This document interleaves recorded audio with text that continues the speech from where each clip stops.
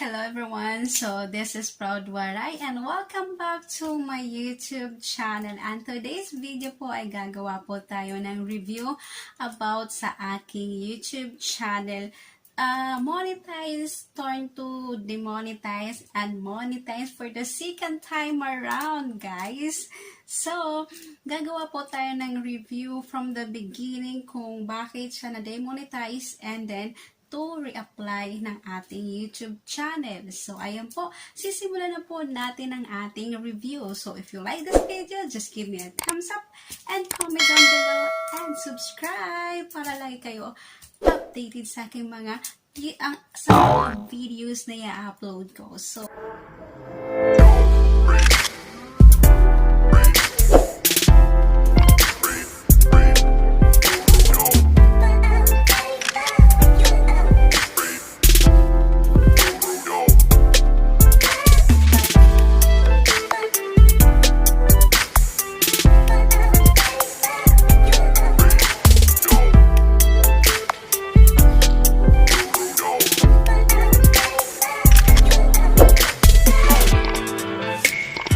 simulan po na natin ang ating pag-review ng ating YouTube channel. So guys, ang nangyari po sa ating YouTube channel is nung isang kaibigan ko na si Celestina Manila is na-block po yung kanyang YouTube channel. Sabi niya, tungkol daw yun sa Ligo Challenge. So, bago po yun nangyari is na-delete ko po yung mga limited ads kasi meron po akong Ligo Channel until part 4. So, yung tatlo ko po na yun is limited ads po.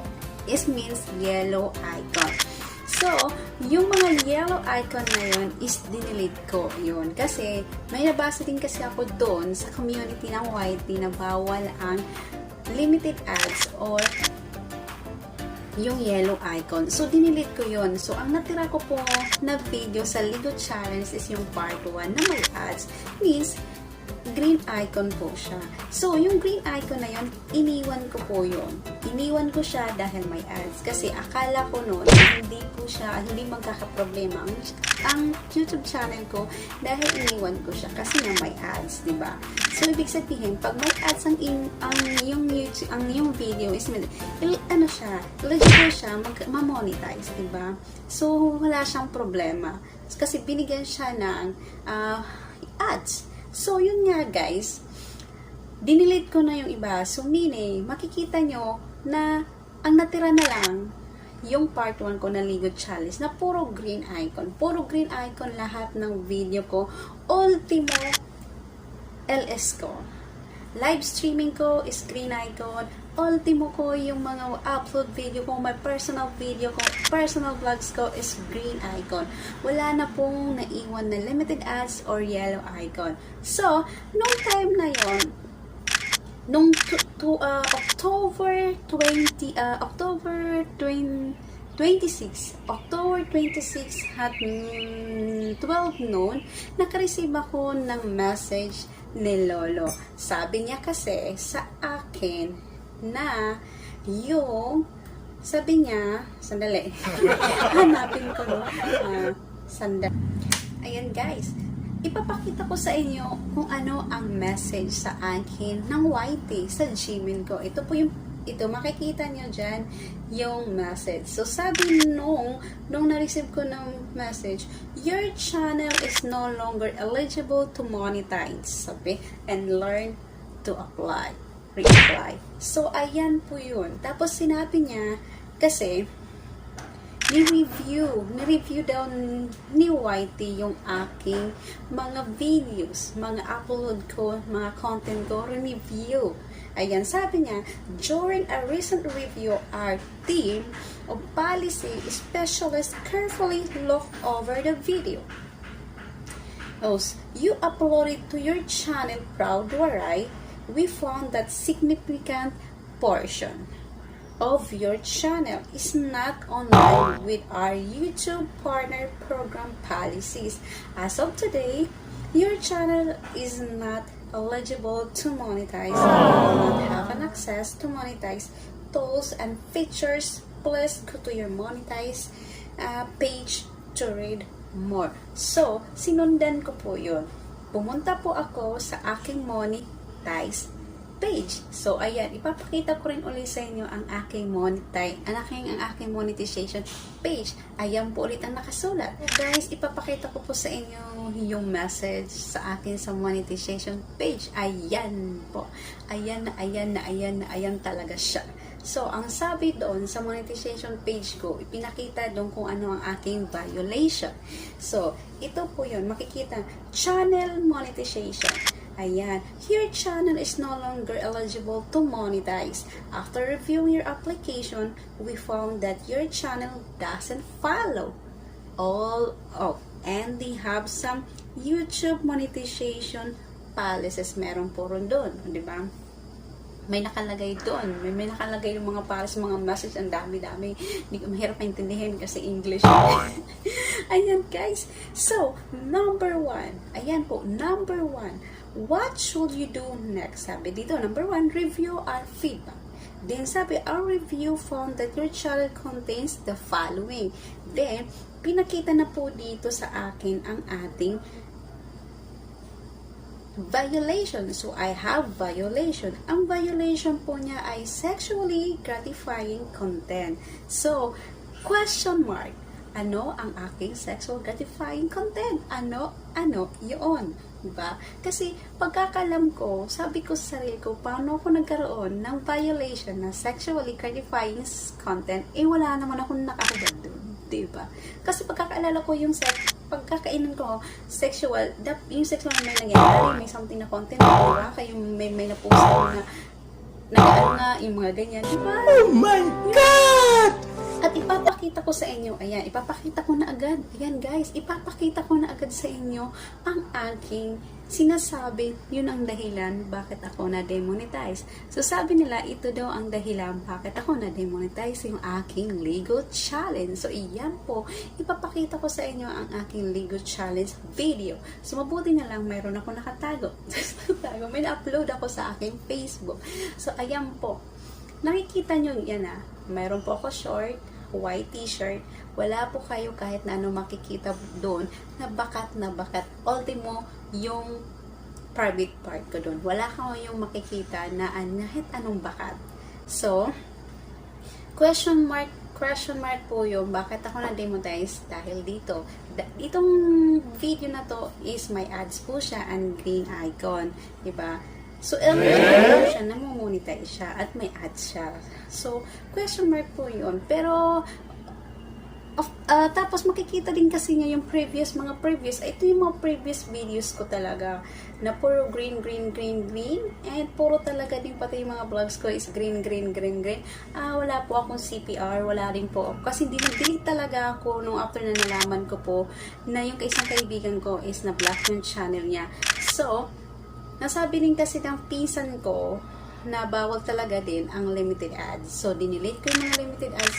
Ang mayroon po lang akong limited ads is 3 lang. Yung tungkol lang sa Lego Challenge. So, nag-delete ako nun. Delete ako ng 3. Ultimo yung mga previous video ko na mga viral din, dinelete ko din para wala nang issue. Para natira na lang po dun is puro video ko na lang. So, yun nga guys. Pinakita ko lang sa iyo at pinaliwanag ko lang kung bakit anong dahilan sa aking demonetization na sinasabi nila dahil sa Lego Challenge nila. Dahil daw doon, bawal daw yung mga ganyan. So, i-reality natin guys. Versus sa aking Lego Challenge versus to other people to make it a video ng Lego Challenge. Diba makikita mo guys yung Lego Challenge ko versus sa iba nag-Lego Challenge is mas daring ang iba kaysa sa akin. So, paano ka madidemonetize doon dahil doon?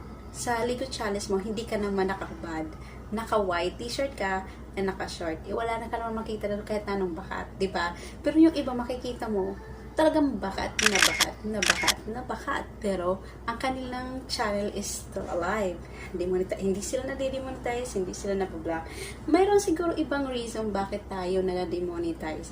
Yung iba kasing reason, malalaman nila na pag nare-reuse sila, pag ginawan sila ng violation, your YouTube channel is mayroon reuse. So, acceptable po yun.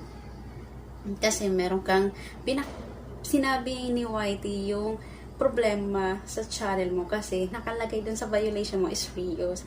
Ang aking violation po is sexual gratifying. So, di ko naiintindihan ang sexual gratifying content. Na may content daw ako na sexually, wala naman ako doon, di ba? Hindi naman sabihin na malaswa ang aking video kasi hindi naman siya malaswa kaysa sa iba, di ba? So, that's it, guys. And also naman po, itutuloy po natin ang ating kwento. At ngayon po, ngayong araw na po ay umabot na po tayo ng today is November 26. Today is November 26. So, start na po tayo ng ating reapply sa ating YouTube channel. So, November 26 at 12 noong day ng time. So, nag-reapply na po ako din. Papakita ko po sa inyo yung monetization page ko. Ayan po. Nag-blue na po yung ating reapply. Kasi dati, gray po siya. Ngayon naman is blue na. So, i-click lang po natin yung reapply. Then, pagka-click mo ng reapply, ang lalabas po doon is under review. Ayan yung under review na. So, mag-wait tayo ng 24 hours. Pero, hindi po siya umabot ng 24 hours kasi 12 noon hanggang nag-12 AM po. Naka-accept po ako ng congratulations! Ayan.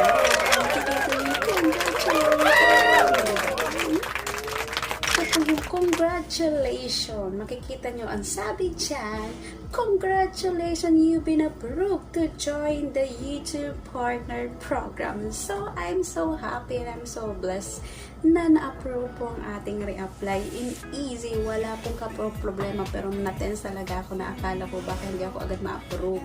Diba? Nakaka-tense no? Pero, nimiss ko po muna ang aking channel bago ko nung na-reapply nun. Kasi sabi nila, bawal po ang CPR, bawal po ang limited ads, and bawal din po ang private pag mag-reapply ka. So, ginawa ko po yun, naniwala ako sa mga sabi-sabi. So, ginawa ko naman po, inayos ko yung mga description ko, tags, lahat po nang pwede magka-problema sa ating channel, ginawa ko.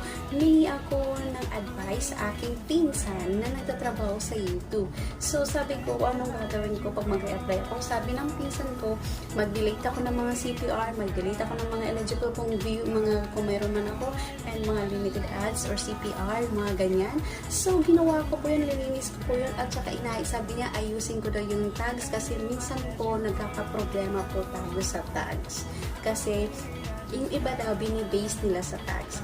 Kung yung video naman, hindi naman acceptable yung tags mo dun, kung yung grocery haul naman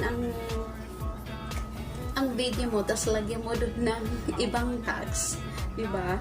Talagang hindi accurate doon sa tag sa video mo. Yun ang sinabi ng pinsan ko na kailangan mo din, yung tags mo, kailangan accurate doon sa video na sa ginawa mong video. Yun kung grocery haul, di sabihin mo grocery haul, tas enter yung tags mo. Tapos haul or something, kahit anong tags, basta tungkol doon sa grocery haul mo, diba? So, yun guys, inayos ko lahat po yun. Yung po ang tips ko lang po. Hindi po ako master dito. Base na experience ko lang sa nangyari sa channel ko. At one more thing, basta isipin nyo lang na kahit anong video po yan, soon to be, magbabaral din yan. Hindi man ngayon sa tamang panahon. Kaya yan, mas maganda kasi yung sarili nating video, yung mukha natin ang nakikita na nagbabiral, kaysa yung kukuha po tayo ng ibang video. Kasi ang makikilala, kung magbaral na yung video na yun, sila lang ang makikilala, hindi yung may-ari ng channel. So that's it guys, sana napulutan nyo ng aral, kahit di ko alam din kung napulutan ba ng aral. But salamat sa pakikinig sa aking munting review sa aking YouTube channel. Once again guys bawal CPR, bawal ang reuse content, and bawal din po ang limited ads and mga yellow icon. And siyempre naman, ang tags, ayusin po natin ang tags natin sa ating mga ina-upload para wala tayong problema sa ating YouTube channel. Kaya sa akin po is lesson learned na rin po yun sa akin dahil nangyari na ganun sa akin. Pero ngayon, take note in my own na hindi na mangyayari yun. At saka kung dahil man doon sa Ligo Challenge ko, is na hindi ko na po yung gagawin na Ligo Challenge ko, diba? Ayun, diba? Kasi sayang po yung isang buwan na yun. Kasi ang revenue ko, papakita ko sa inyo ang revenue ko in 1 month. So, wala po akong revenue in 1 month. 0 po ang aking revenue. So, parang nagsimula ako from the beginning. Kasi totoo lang, from the beginning, ang yung na-monetize ako, ito po yung pangalawang monetization ko. Yung first monetization ko, kaya yung first monetization ko. And now naman is my second monetization. Ayan na. At saka din, meron kasi, baka nagka-problema din kasi may dalawa po kasi akong AdSense. Kasi ang isang media ko is may AdSense. Ang isang main account ko naman na gumawa ko sa ng media kaya nagka-problema ang AdSense ko. So, thank you so much kay Michael Biglasion sa pag-help sa akin. Hindi ko talaga yung makakalimutan. Lagi ko tatanawin yun. Yan. At saka yan, guys. So, basta, lesson learned na lang po sa atin. Pag nagkakaproblema tayo sa ating YouTube channel, gawa po tayo ng content na ayon sa policy ni YT. So, that's it, guys. So, if you like this video, just give me a thumbs up and subscribe. And don't forget to comment below kung anong masasabi nyo sa ating video today, and don't forget to hit the bell button para lagi kayo updated sa aking mga next video. To see you next video, guys, and bye for now.